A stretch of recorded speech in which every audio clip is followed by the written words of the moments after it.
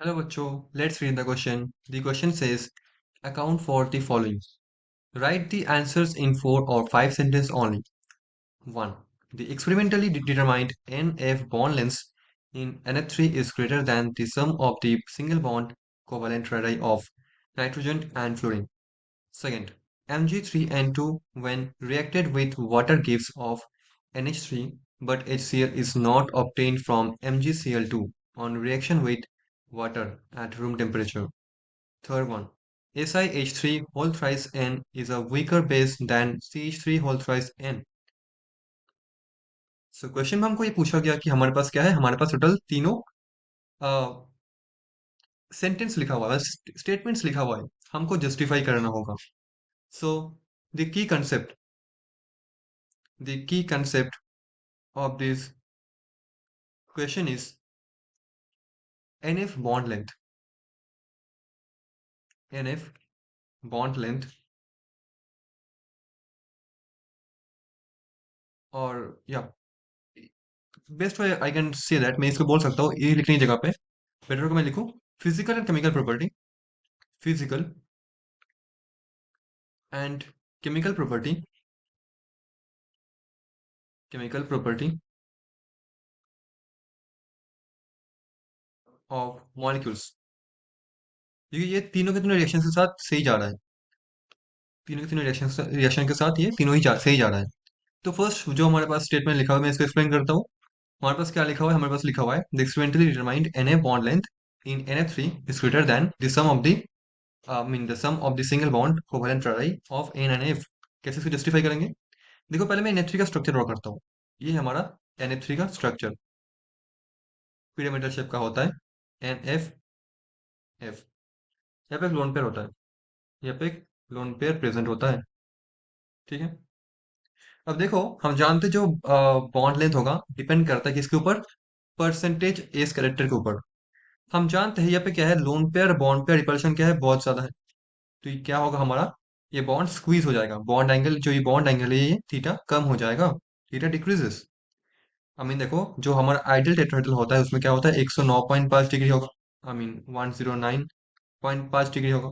ये जो एंगल होगा ये इससे कम हो जाएगा क्योंकि lone pair bond pair repulsion dominate कर रहा है. हम जानते हैं ये जो थीटा होता है, थीटा अगर कम हो जाए, थीटा इफ थीटा डिक्रीजेस, ठीक, तो क्या होगा इस बॉन्ड का परसेंटेज ऑफ स्केलेटन क्या होगा, ये भी डिक्रीज हो जाएगा. अगर परसेंटेज ऑफ स्केलेटन डिक्रीज हो जाए, हम जानते हैं ये परसेंटेज ऑफ स्केलेटन है उसके ऊपर बॉन्ड लेंथ डिपेंड करता है. परसेंटेज स्केलेटन जितना ज्यादा बॉन्ड लेंथ उतना छोटा, परसेंटेज स्केलेटन जितना कम बॉन्ड लेंथ उतना ज्यादा. तो बॉन्ड लेंथ क्या हो जाएगा, ये जो एन एफ बॉन्ड लेंथ होगा, बॉन्ड लेंथ मतलब एन एफ बॉन्ड लेंथ क्या हो जाएगा, will be high. Bond length will be higher. ठीक है. मतलब ये ज्यादा होगा bond length N F three में N A bond length compare to normal N का कोवेलेंट रडाई मान लो और एफ का जो कोवेलेंट रडाई मान लो. इन दोनों सम अप करो उससे ज्यादा होगा हमारा N A bond length in N F three. क्योंकि परसेंटेज एस कैरेक्टर क्या हो गया हमारा, घट गया. जो फर्स्ट स्टेटमेंट है मैंने इसको जस्टिफाई कर दिया. नेक्स्ट देखते हैं Mg3N2 when reacted with water, हमको अमोनिया मिलता है. बट जब मैं इसको क्या करता हूँ MgCl2 को जब मैं मतलब HCl में, देखो MgCl2 को मैं जब क्या करता हूँ रूम टेम्परेचर पे वाटर में डालता हूँ हमको HCl नहीं मिलता. ऐसा क्यों होता है? हम जानते हैं जो MgCl2 होता है, MgCl2 is a salt, is a salt of a strong acid and a strong base and a strong base. So it is, so its hydrolysis, its hydrolysis is not possible, is not possible. ठीक है. अगर strong acid strong base से बना हुआ होता है उसका hydrolysis possible नहीं होता. वेर एज हमारा जो Mg3N2 होता है is a salt of, is a salt of a strong base, that is MgOH whole twice, and a weak acid, and a weak acid. कौन सा एसिड है? अमोनिया. यहाँ पे अमोनिया एसिड काम कर रहा है, right. So it gets hydrolyse to give ammonia. इसीलिए क्या होता है, हमारा जो Mg3n2 होता है वो अमोनिया प्रोड्यूस करता है। सो ये है रीजन। ठीक है। सो Mg3n2, अगर मैं इसको वाटर में डालूं तो क्या होगा, ये MgOH ऑल्ट वाइज बनाएगा, साथ साथ में बनाएगा हमारा अमोनिया। ठीक है। बैलेंस करते हैं, यहाँ पे देखो हमारा Mg3 3 है, 3 लगा दो यहाँ पे।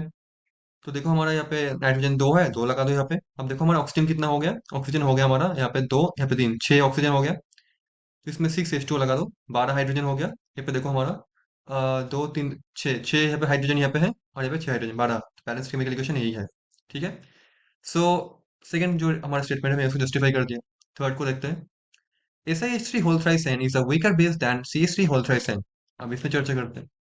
देखो जो हमारा बेसिसिटी होता है, first of all basicity depends on, देखो बेस मतलब क्या, बेस जो होता है अपना इलेक्ट्रॉन पेयर को दे देते हैं हमारा H प्लस को। So basicity depends on availability availability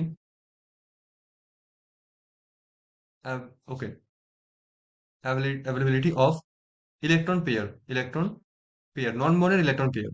तो देखो हमारे पास क्या है, हमारे पास N C H three C H three है। इसमें क्या है, ऐसे लोन पेयर है। सिमिलरली हमारे पास है एन। अब देखो जो SiH3 होगा, SiH3 ऐसा होता है, SiH3 ठीक है। इसमें एक्चुअली हो क्या रहा है, डिफरेंस क्या है, ये है हमारा sp3 हैबिट ऑर्बिटल। देखो ये लोन पेयर अवेलेबिलिटी बहुत ज्यादा है, क्योंकि लोन पेयर किसी दूसरे एटम में जो ऑर्बिटल है, वैकेंट ऑर्बिटल है, उसमें पास नहीं कर रहा, क्योंकि कार्बन पे कोई भी वैकेंट ऑर्बिटल नहीं होता। बट हमारा जो ये पे जो नाइट्रोजन है, in case of SiH3 whole thrice N, ये जो नाइट्रोजन का जो 2p ऑर्बिटल होता है, सिलिकॉन का जो हमारा 3D होता है, हमारा सिलिकॉन 3D होता है, उसमें क्या करता है हमारा, ऐसे डीलोकलाइज होता है through this back bonding type, through this back bonding, और through this 2p pi 3d pi interaction. तो जो एन के ऊपर जो आपको लोन पेयर दिख रहा है, एक्चुअली एन के ऊपर परमानेंटली नहीं है, ये सिलिकॉन में भी ये फैल गया है। इसलिए जो हमारा अवेलेबिलिटी होगा लोन पेयर का, वो क्या होगा, कम हो जाएगा in the last case. But in case of NCH3 whole thrice के केस में क्या है, लोन पेयर कहीं पे नहीं जा रहा, एन के ऊपर है। इसलिए अगर इसको कोई भी एक प्रोटोन दिख गया, अगर इसको कोई प्रोटोन दिख गया, इसको कैप्चर कर लेगा अपने लोन पेयर से। But in case of the last one, the second one, ये नहीं होगा, ऐसा डोनेशन इजिली नहीं हो पाएगा, क्योंकि लोन पेयर फैल गया है सिलिकॉन के ऊपर भी।